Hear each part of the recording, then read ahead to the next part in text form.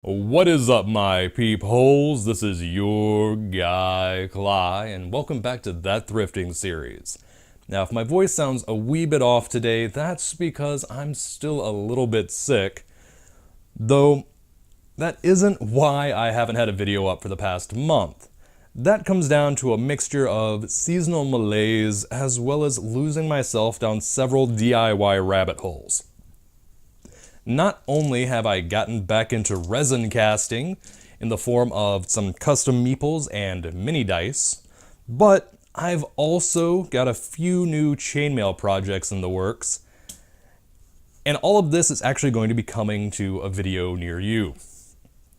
However, today is all about board games, so let me clear this stuff out of the way and stop the camera shaking because of course, and bring in the first game. Today, I'm starting off with the Red Dragon Inn 2, which is the first expansion for the Red Dragon Inn, which coincidentally, not too long ago, or actually quite a while ago, time blurs together for me sometimes, I picked it up at a flea market still in shrink for $5, and I picked up the Red Dragon Inn 3. It was either at a board game auction for $3 to $5 or at a Barnes & Noble clearance for around $5. Either way, it was cheap. What can I say? My collection grows by leaps and bounds by the day. Anyway, those two boxes are in much better shape than this one. Not so much here. It kind of has a lot of boxware, as you can see, and I don't know if it's showing up on camera, but there's a bit of a punch right there. Fortunately, all of the cards and other accessories are in the box. It's just, this was loved by the previous owner. They seem to have taken it on many an adventure, and it may not have fared the best in their backseat, trunk, or to-go bag. Anyway, what you do in this game is take on the role of one member of a party of adventurers coming back from your latest exploits, looking to spend your loot in the local tavern, either over drinks or games of cards. Coincidentally, the game's played with cards, as well as cardboard gold tokens. You basically buy your friends a round of drinks from the drink deck, which they do have to do whatever the effects say, such as a dark ale with a chaser. They gain 1 alcohol content, get another drink. So, water, they lucked out. You can get any kind of thing out of this. You can get dark ale, like you just saw, plain water, there's elvish wine, dirty dishwasher, trollish rot gut, dragon's brew. It's kind of intriguing. And of course, each deck for each character plays a little bit differently. You've got Gog, the half-ogre, which, if I'm not mistaken, is more of a brawler, so he wants to knock out the other party members while he's in a drunken rage to get them out of the game faster. You've got Fleck the Bard. I think he might be a romancer, so he might do something involving gold manipulation. Sorry, I haven't really played this version before, which I will say is a standalone expansion, unlike some of the single character packs. I have more experience with the base deck, where you've got the rogue who steals everybody's money by either cheating or just stealing it from other players, and things of that nature. I play him a lot. I play rogues almost exclusively if I can. But I think I've rambled on enough for this one, especially when showing my lack of expertise for this version. So I'm just gonna mosey on to the next game. For the second game, I have Sentinels Tactics Uprising. Yes, once again, it is the first expansion to a game that this time I didn't have the base game, but fortunately, it does actually include the original game, just all packed in this box, and as I can kind of tell, never played by the previous owner. Go me. Best part is it was only $3 versus the original, let's see, $40. So I won out there, most definitely. This is the board game that I found at the same time as the launch pad that I showed in my last thrift haul. And when I saw Sentinel, I knew I had to have it due to the fact that I'm actually a big fan of Sentinels of the Multiverse, a co-op card game with comic book themes, which is a lot of fun, to be perfectly honest. This, however, is more of a hex grid combat game where you take on pre-made scenarios. Now, when I say this wasn't played by the previous owner, let's see if I can just, there we go. Yes, some of the tiles and whatnot have been punched out, but none of the cards have been removed from shrink. So, as far as I can tell, it's complete. I haven't done a full count up, to be perfectly honest, because I would have to find a parts list for the original game, which is not listed on the back of the box. And I haven't dug deep enough to get to the manuals because I didn't want to accidentally lose things before showing you this game. I am considerate in my laziness. So, that's all I really have to say for this game. I will admit, hex-based combat games aren't really up my alley. Man, I cannot speak. Yay, being sick. But yeah, hex grid-based combat games aren't really my thing, despite the fact that I have a few in my collection, including HeroQuest, which I keep finding more sets of. I might have to do a video purely based on HeroQuest, what can I say? But that's all I have to say for this one. I've got more to come. In fact, on to the next game. I'm going to go ahead and apologize in advance for anything you hear in the background because the little dude has decided it was time to play with a paper bag. He's currently taking a break, but he might start again in a few minutes, so we'll just have to play it by ear. Anyway, the next game I have for you is Pillars of the Earth. This is a resource management game themed around the building of a cathedral, and players win by being the one to contribute the most to its construction. Now, admittedly, I've yet to break this one out. I have the card game version, the Builder's Duel, which is a lot of fun. Picked that one up at Savers for, I think, $5. This one, I did not actually pay the $3 you see here. I found this at a thrift store that I had no idea existed. I was just going to a different Dollar Tree while looking for gift boxes this past Christmas.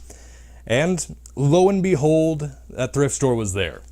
Even better is they were having a one-day only 50% off sale. So my girlfriend and I go inside and we see the board game section from the front door. She took off running. I had no chance to actually process what was going on, but apparently that store had 3 board games in total, 1 copy of Seen It and 1 copy of Trivial Pursuit, which I think both of those come in your How to Start a Thrift Store kit, and then this bad boy. For some reason it was there, and honestly, I'm kind of tempted to go back to the thrift store to see if they have anything else, because it's not that far from one of the ones on my main route. Anyway, yes, the cards themselves have kind of exploded, but as you can tell, the rest of the stuff is bagged up. This was owned by a gamer, and that is great. Especially since they actually included the, they included the die, which is a weird one. 2 3s, a 2, 2 4s, and a 5, so a standard D6 just wouldn't do. Anyway, I have not actually played this game, so I'm not going to talk that much about it. In fact, I'm going to just jump straight on to the next one because I have 3 more to get through. And here is where the games you're going to hate me for start showing up. First in that ranking, we have Splendor in shrink wrap that I picked up for $4. Now what's hilarious about this game is that I found it at the thrift store that has been putting any and all decent games in their display case for $20 plus. And they let this one slip through despite it still being in shrink. They put really crap games in the case if they're still in shrink, so I have no idea how this got past them.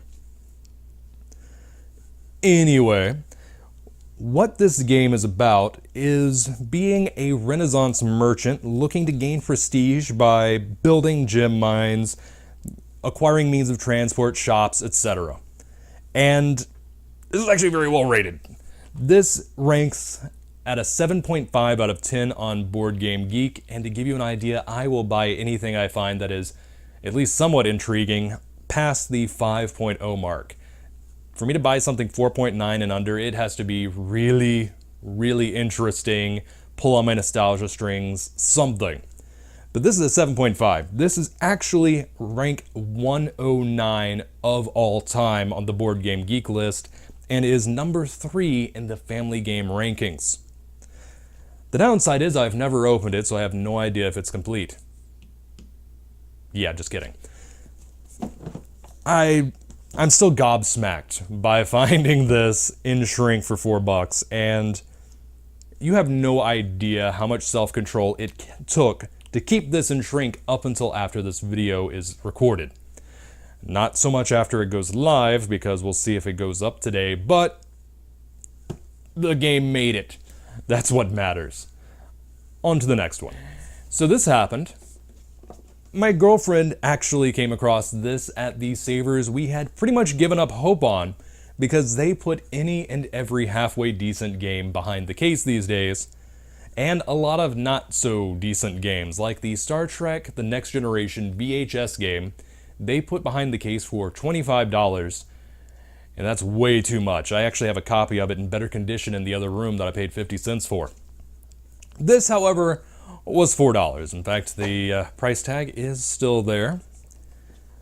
And what Agricola is once again a resource management game, but it's based around controlling a farmer and his spouse. And that's about as far as I've gotten. I have yet to break this game out because my shelf of shame takes up multiple rooms. What can I say? I find way too many games, and the 6 that you see here are just the outtakes of the last couple of months where I found dozens. I could actually make a video a day for several years just talking about thrift store board games, if I did it one at a time. What's really intriguing about this game is this. Apparently the previous owner was named Sean, who definitely took good care of their game. I mean, the cards are loose, they should have rubber banded those, but every single tile, meeple, and meeple is in a bag, so you can't fault them for that. I'm going to go ahead and say this is more than likely complete.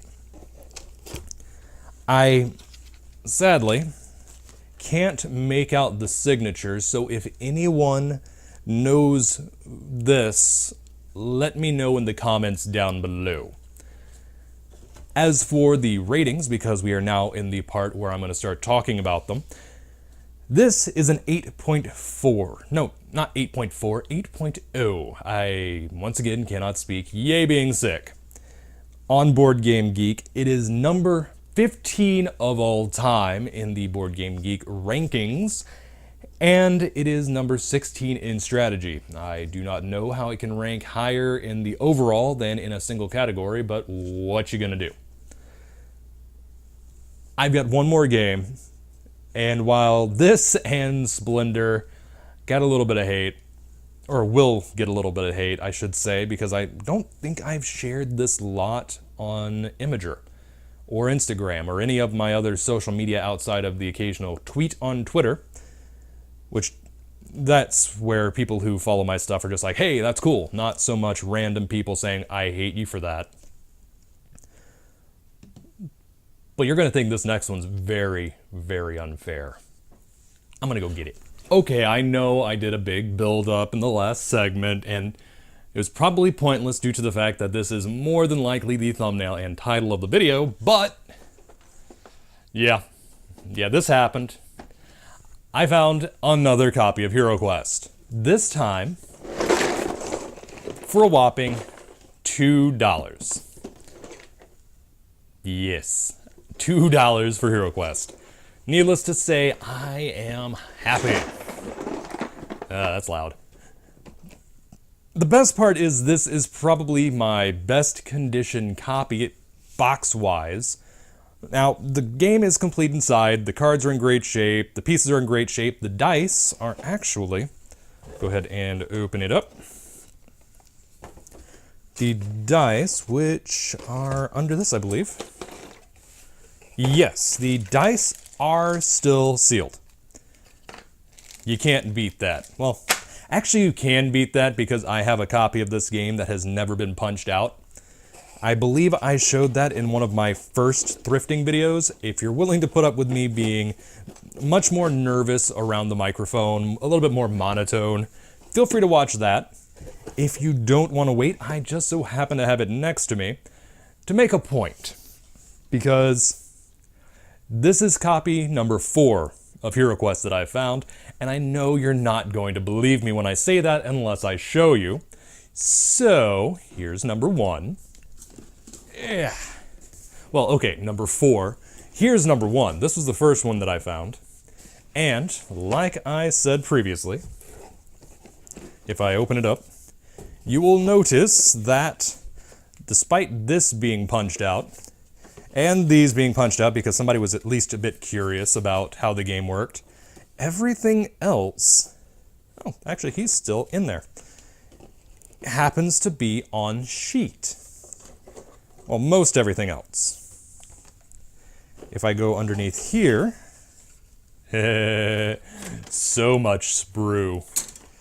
I'm thinking this copy right here is actually going to find its way into the better shaped box, and maybe it'll find its way to auction. Because just the one underneath this, which has a great shaped box, is worth maybe well over $100, possibly close to $200. I've seen a lot of variance when it comes to price range, so I know it'll break 80, may get close to $100 to $200. What can I say? I'm excited about that. I don't usually sell my games. I don't sell them online just due to issues with shipping, and I've known too many people to get ripped off by people buying Magic cards and board games online, so I'm not going to do that. I'd rather do an auction in person where people are held accountable for everything.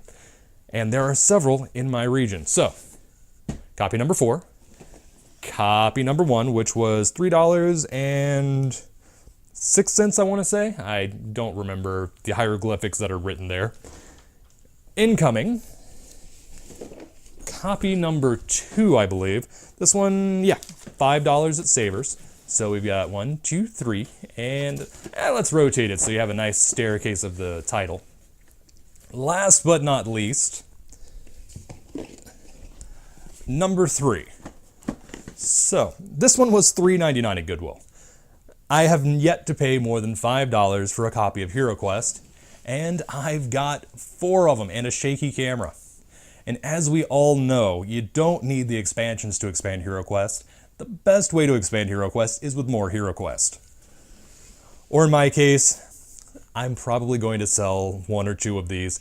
Keep the not mankiest one in my collection, probably the second mankiest one, so that I can actually play this game one day and not feel bad punching out the first one that I bought.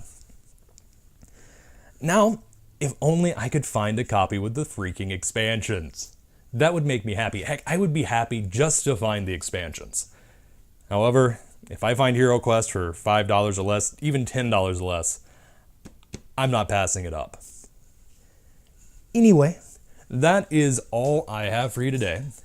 Time for me to get back to making itty-bitty dice bags so that I can make a video about making itty-bitty dice bags, as well as all kinds of resin weirdness.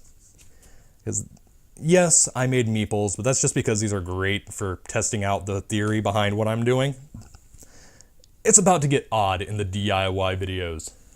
And I need to get back to editing my first episode of my podcast that I've been getting anxiety over, due to the fact that seasonal depression is obnoxious.